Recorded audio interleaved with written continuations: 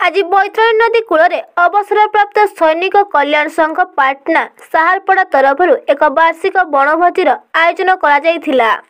केन्दुझर जिला पाटना और साहारपड़ा ब्लॉक अवसरप्राप्त सैनिक कल्याण संघ पक्षर वनभोजी आयोजन करी एही कार्यक्रम में मुख्य अतिथि भाव स्थानीय निवासी एक्स चेयरमैन श्रीजुक्त विद्याधर दास उपस्थित थिले।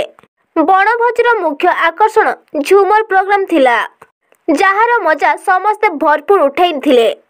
एही कार्यक्रम में नायक कीर्तन महंत जी कि 1971 मसीह होइतिबा युद्ध रे भाग नहीं से उपस्थित थिले।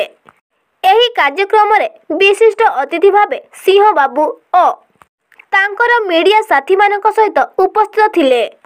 एही कार्यक्रम को कैप्टेन उपेन्द्र महंत और सुबेदार नारायण बारिक परिचालना करथिले। नाच गीतर परिवेश बेस रोमांचक होइथिला।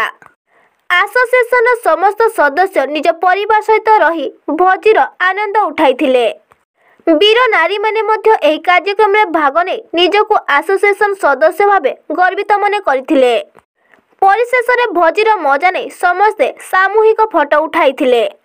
एथिरे सभापति उपेन्द्र महंत, उपसभापति भगवान महंत, संपादक नारायण बारिक, युधिष्ठिर महंत, नित्यानंद महंत, मधुसूदन महंत, लालमोहन मुंडा, बिलासिनी नायक, बनाली नायक, सत्यवान महंत, हृदानंद सेठी, हेमंत महंत, शरत महंत, परमेश्वर महंत, बालाकृष्णन, चतुर्भुज महंत प्रमुख उपस्थित थिले। केन्दुझर जिला प्रतिनिधि सुढल कुमार सेठी रिपोर्ट अनुध्यान टीवी।